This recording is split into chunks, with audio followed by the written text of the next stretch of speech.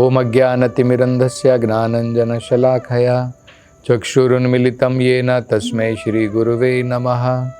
नमो ओम विष्णुपदाय कृष्णप्रेष्ठाय भूतले श्रीमते भक्तिवेदांत स्वामिनिति नामिने। नमस्ते सरस्वते देवे गौरवाणी प्रचारिणे निर्विशेष शून्यवादी पाश्चात्य देशतारिणे। जय श्री कृष्ण चैतन्य प्रभु नित्यानंद श्री अद्वैत गदाधर श्रीवासदि गौर भक्त वृंद। हरे कृष्णा कृष्ण कृष्णा हरे हरे, हरे राम राम राम हरे हरे। हरे कृष्णा। तो हम चैतन्य चरितामृता से देख रहे थे कृष्णदास कविराज गोस्वामी भगवान अनंत देव की महिमाओं का गान कर रहे हैं। बड़े सुंदर श्लोक उन्होंने लिखे हैं इस बारे में, जिसका हम वर्णन कर रहे थे। तो ये श्लोक हम देख रहे थे। आदि देव महायोगी ईश्वरा वैष्णवा महिमारा अंत इन्हा ना जाने ये सबा। तो कह रहे हैं कि भगवान अनंत देव जो है ये आदि देव हैं, सभी योगियों के भी योगी हैं, इसलिए इन्हें महायोगी कहते हैं। ईश्वर हैं, सभी जितने भी जीव हैं, जितनी भी शक्तियां हैं, सब इनके नियंत्रण में हैं, इसलिए इन्हें ईश्वर कहते हैं। और वैष्णवा, क्योंकि ये भगवान के विस्तार हैं, स्वयं भगवान हैं, लेकिन इन रूपों में ये सब भगवान आदि गोविंदम आदि पुरुषम, भगवान कृष्ण भगवान गोविंद जो आदि पुरुष हैं, ये सब उनकी सेवा में लगे हैं। तो हम देखते हैं बलराम जी कृष्ण की सेवा में लगे हैं, लक्ष्मण जी भगवान राम की सेवा में लगे हैं, अनंत देव भगवान जो है संकर्षण अनंत देव जो है भगवान, उनके ऊपर अपनी योग निद्रा में विराजमान है। भगवान के जैसे हम सोने के लिए बेड लगाते हैं ना, तो ये अनंत शेष जो है ये भगवान के बेड बने हुए हैं। इसी प्रकार से हम देखते जब भगवान कृष्ण ने जन्म लिया, जब भगवान कृष्ण ने स्वयं अवतरित हुए भगवान, उस समय में जब यमुना के अंदर में तूफान आ गया था, तो भगवान अनंत शेष जो है भगवान की छतरी भी बने। तो मतलब क्या है, ये अनंत शेष जी संकर्षण जी, इनको वैष्णव क्यों कहते हैं? ये भगवान है, लेकिन एक वैष्णव के रूप में ये भगवान की सेवा में लगे हुए हैं। आगे उनके बारे में कहते हैं महिमारा अंता इहा, इनकी महिमा अनंत है। भगवान अनंत देव की महिमा अनंत है। न जाने ये सबा, सब लोग जो है भगवान संकर्षण या अनंत देव की महिमा को नहीं समझ सकते हैं, बहुत मुश्किल है। अगले श्लोक में कहते हैं अद्वितीय रूपा, भगवान के अनंत रूप हैं, लेकिन फिर भी भगवान अद्वितीय हैं, वन विदाउट सेकंड। आपने देखा होगा, जैसे उदाहरण दिया जाता है, एक दीप से हम अनेकों दीप जला सकते हैं, और जलने के बाद में सारे दीप एक जैसे ही दिखते हैं। एक उसमें से पहला दीप होता है जिससे बाकी दीप जलाए जाते हैं। तो ठीक इसी प्रकार से एक भगवान अनंत रूप में भगवान जो है अपने विस्तार करते हैं। उनमें से एक रूप है ये संकर्षण का रूप, लेकिन फिर भी भगवान एक ही है, अनेक नहीं है, भगवान एक ही है। तो इसलिए क्या कहा है, अद्वितीय रूपा। ये अलग अलग रूप जरूर हैं, लेकिन फिर भी ये भगवान एक ही है। सत्य अनादि महत्वा, और आगे कहते तथापि अनंत हया की भुजीबे सतत्वा। वो कहते हैं कि भगवान की कोई शुरुआत नहीं है और ना ही इनका कोई अंत है, इसलिए भी भगवान को अनंत कहते हैं। हम सबका एक आदि होता है, एक दिन हम लोग जन्म लेते हैं, एक दिन अंत हो जाता है, आदि अंता। लेकिन भगवान का अनादि अनंता, ना इनकी कोई शुरुआत है ना इनका कोई अंत है, इसलिए भी भगवान को अनंत कहते हैं और अनादि भी कहते हैं। अगले श्लोक में वो कहते हैं, ये अनंत नामेर श्रवण संकीर्तने, जो भी व्यक्ति अनंत नामेर श्रवण संकीर्तने, कोई भी अगर उनका संकीर्तन करता है या उनकी महिमाओं के बारे में सुनता है, इसको क्या कहते हैं? श्रवणम कीर्तनम। तो अगर हम भगवान संकर्षण या भगवान अनंत देव उनकी महिमाओं को सुनते हैं या गाते हैं तो क्या होगा? अशेष जन्मेर बंधा छिंदे से क्षणे, अशेष जन्मेरा बंधा, हमारे बहुत सारे जन्मों के जो बंधन लगे हुए हैं, जो हम इस भौतिक संसार से जकड़े हुए हैं अपने कर्म बंधन के द्वारा, अशेष जो बंधन है, छिंदे से ही क्षणे, तुरंत बहुत जल्द अगर हम भगवान की महिमा का गान करते हैं, उसका श्रवण करते हैं, अनंत जन्मों के हमारे बंधन कट जाते हैं, तुरंत कट जाते हैं। आगे कहते हैं, अतएव वैष्णव न छाड़े कभूताने, इसलिए वैष्णव जो होता है वो कोई भी अवसर नहीं गवाता है भगवान की महिमाओं का गान करने के लिए, भगवान की महिमाओं का श्रवण करने के लिए। भागवतम में तो ये बताया ही है। क्या बताया है भागवतम में?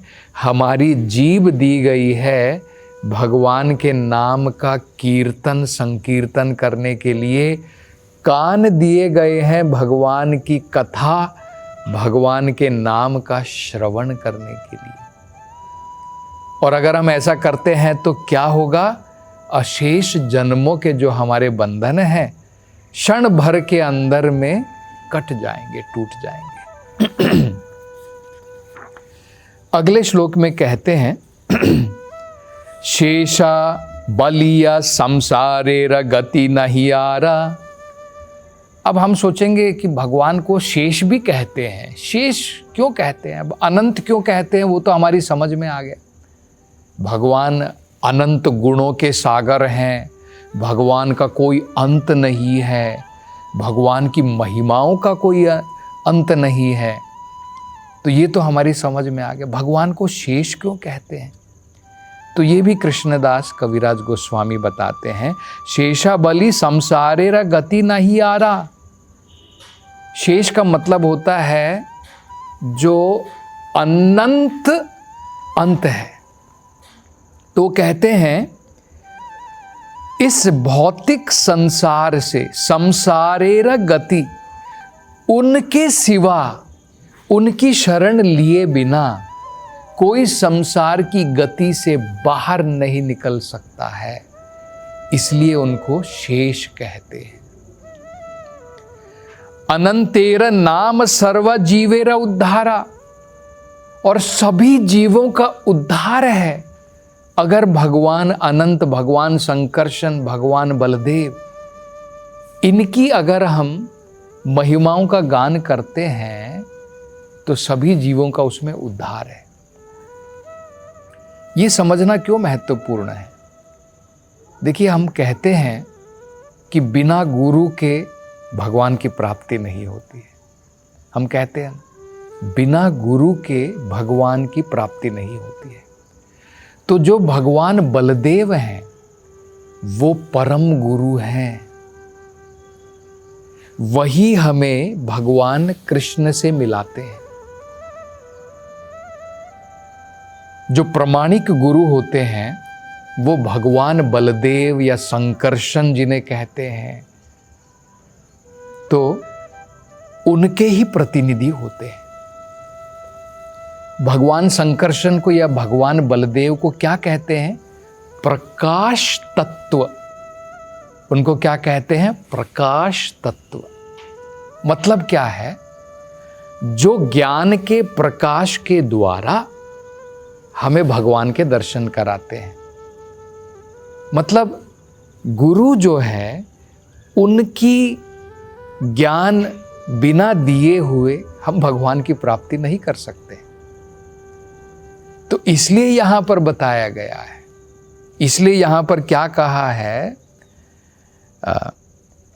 अनंतेर नाम सर्वे जीवेर उद्धारा। अगर हम भगवान अनंत की, भगवान संकर्षण की, भगवान बलदेव की, उनकी महिमाओं का गान करते हैं, उनकी शरण लेते हैं, या प्रामाणिक गुरु जो उनके प्रतिनिधि हैं उनकी शरण लेते हैं, तो सभी जीवों का उसमें उद्धार है। अगले श्लोक में कहते हैं, अनंत पृथ्वी गिरि समुद्रा सहिते ये प्रभु धारेण गिरि पालन करिते। क्या कह रहे हैं?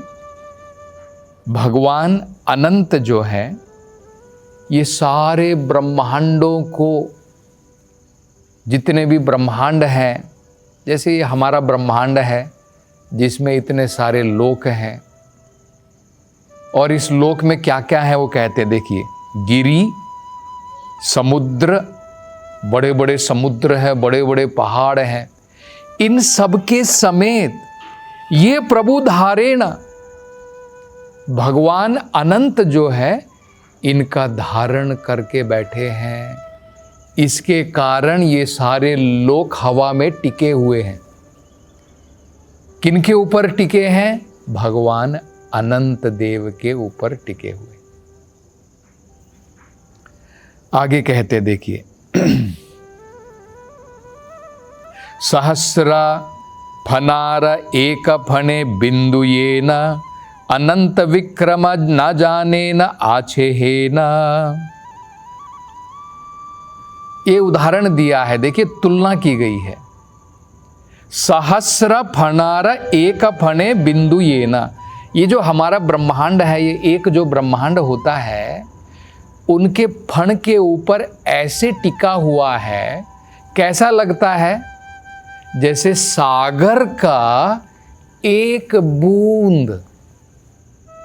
आप जरा सोचिए, सागर की एक बूंद जो है, मात्र ये ब्रह्मांड है भगवान अनंत देव की शक्ति के सामने। एक बूंद की भांति उनके फण के ऊपर, उनके मुख के ऊपर ये ब्रह्मांड जो है टिका हुआ है, सभी समुद्रों के साथ में, सभी लोकों के साथ में। अगले श्लोक में कहते हैं, सहस्र वदने कृष्ण यशा निरंतरा गायते आच्छेन आदिदेव महीधरा। क्या कह रहे हैं? अपने अनंत फणों के ऊपर अनंत ब्रह्मांडों को लिए हुए सहस्र वदन, अपने सहस्र मुखों के द्वारा कृष्ण यश निरंतरा, भगवान कृष्ण के यश का गायन करते रहते हैं। कौन करते रहते हैं? भगवान अनंत देव। एक मुख से नहीं, दो मुख से नहीं, जितने उनके अनंत मुख हैं उतने अनंत मुखों से भगवान कृष्ण के यशों का गान करते रहते हैं। और क्या कह रहे हैं? गायेन अनंता श्री यशेर नाहि अंता। बहुत अनंत काल से अनंत काल से भगवान कृष्ण के यशों का वो गान कर रहे हैं अनंत मुखों से, जय भंग नाही करु दोनहे बलवंता। लेकिन फिर भी अभी तक भगवान की महिमाओं का कोई अंत नहीं है।